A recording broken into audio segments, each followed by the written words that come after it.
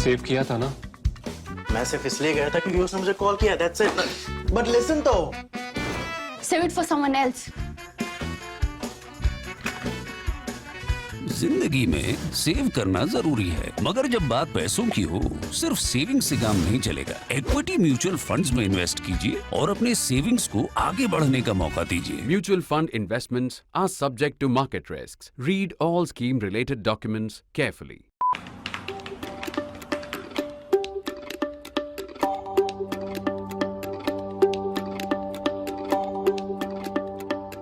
This week, Pakistan succeeded in doing what it hasn't lately. It got itself into Indian headlines for positive and apparently peaceable intentions.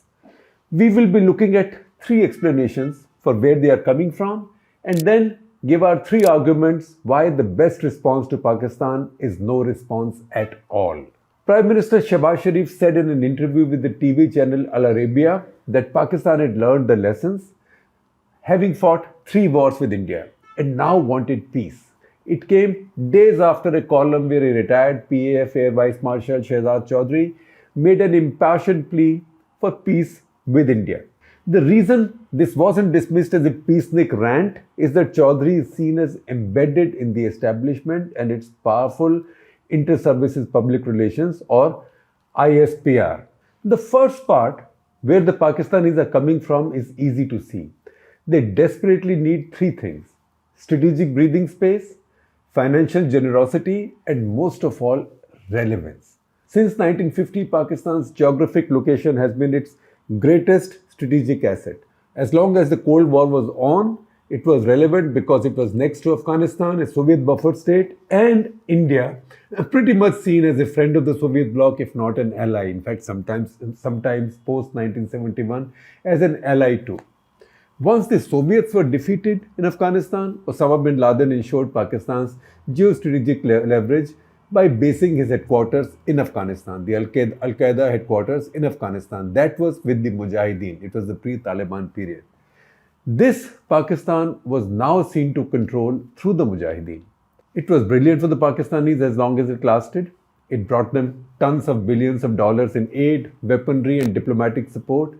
This included the Western ambivalence on India's case on Kashmir. But the Islamism that the Pakistani establishment used to drive their operations or agenda in Afghanistan also seeped into them. That's why they slaughtered their own golden goose by quote-unquote winning the war against the Americans in Afghanistan.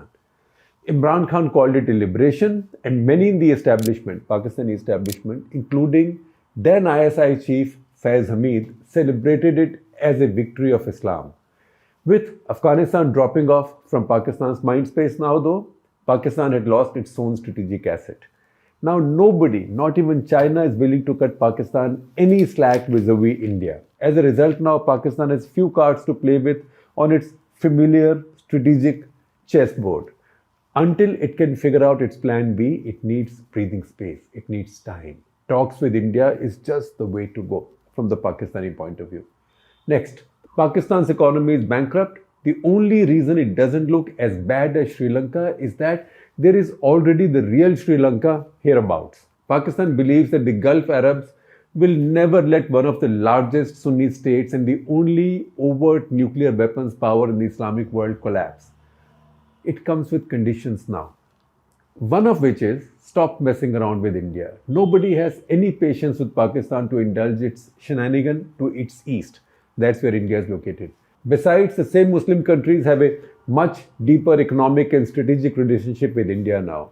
For Pakistan to keep this oxygen flowing, it needs to convince its donors it has changed and that it has dumped strategic hubris for realism and humility. See, I'm even talking to India now. That's what they want to tell the world. Pakistan's lost relevance flows from the fading of its geostrategic leverage. That isn't all though. The other half of that relevance came from being a persistent nuisance, not just for India, but through that to the entire well-meaning world by making it worry about a nuclear war here. That's why the late scholar Stephen Cohen used to say that Pakistan negotiates with the world by putting a gun to its own head. Give me what I want or I might pull the trigger. Are you ready to clear up the mess afterwards? That was ensured by keeping a low-intensity conflict with India Simmering, you could turn the burner low or high depending on how badly you needed attention. It was safe as long as India wasn't retaliating. The Uri cross-border strike and then the Balakot bombing changed the rules. Once India demonstrated it would retaliate and not bother about the fear of escalation, nuclear or not, that bluff was called. For Pakistan, this completed its irrelevance. Resumption of dialogue with India might bring some of it back. There are many good reasons why the best Indian response to these Pakistani moves, I don't like overtures, is no response. But there is none as important as the fact that it won't be good for Pakistan. It will harm the country and its people. Anything that gives breathing space and strategic relevance back to Pakistan is negative for India. It's worse for Pakistan, because it will encourage Pakistan's powers that be to believe that they are very smart people, cat's whiskers. They are navigating their way in a sea of gullibility. If they are reprieved again, another such crisis will come soon. And ultimately, it's the people who pay, the people of Pakistan who will pay. Watch those sad videos of people chasing atta or wheat flour trucks in Pakistan. This for a population that until 1985 was two-thirds richer than India. In fact, richer than India at the rate of 65% by 55% on per capita GDP in 1985. I choose that reference point not just because that was the first time I traveled to Pakistan as a reporter, but because it was around that time that Pakistan embarked on its campaign to use terror as a weapon against India. Today, it is about 33% behind India and the gap is rising. From being 65% ahead, it's now 33% behind. India's GDP is now growing almost twice as fast as Pakistan's, and India's population is rising at almost half the rate of Pakistan's. Both determine the rising differential in per capita GDPs. Don't give Pakistan a breather or relevance unless there is tangible evidence that the nature of that being has changed. The only thing that might justify a response is that the state of Pakistani economy is so bad and how its people are suffering. But it's better to be heartless for now. Ultimately, it's for the people of Pakistan to demand course correction from their rulers. The crazily rising popularity of Imran Khan proves they are making no such demands or efforts. They have no such realization as yet. Which brings us to the next reason why no response is the best response. Shehbaz Sharif has a majority about as rigged as Imran Khan's was, and by the same guys, the Fauji's. Unlike Imran, he doesn't even have the street with him. He is riding the horses of Islamism, that's Imran. Imran is riding the horses of Islamism, ultranationalism and multifaceted populism.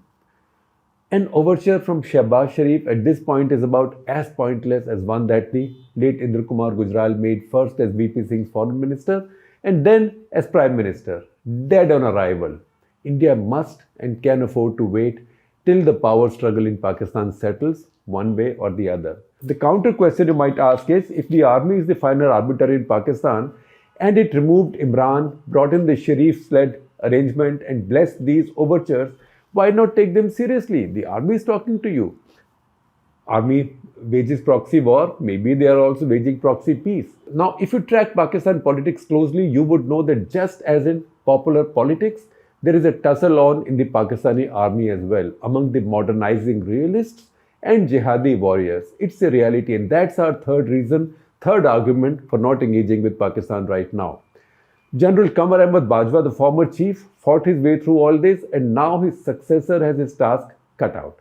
By no means has this issue been settled yet. Pakistan has had many opportunities to make peace with India on pretty good terms for itself. This includes 2001, when Musharraf came to Agra and ruined it by strutting around like a general visiting a nation he had vanquished. In 2003-04, after Op Parakram, and then until 2008, this good epoch continued. Until 2611 ruined it, at least for 2 generations of Indians, if not forever. That trust is gone. What was responsible for 2611 when ties were stable and a lot of contact was on? It was the not-so-hidden dark forces of jihadi ultra-nationalism in the Pakistani army ISI establishment. Will somebody now guarantee that another such sabotage wouldn't happen if we again decide to engage? More than a decade ago, we had said in a national interest, and I'll share a link with you. More than a decade ago, I had said in a national interest, leave AF to Pak. That's when there was a lot of clamor in India. Oh, Af-Pak region, Pakistan is getting preeminence there. India must have a role. I said, leave Afghanistan to Pakistan. Lead Af to Pak. Let them sink with it. Let them win their famous victory. See what happened after that. So about 10 years back, I had said, leave Af to Pak. It is time now for me to say, leave Pak to Pak.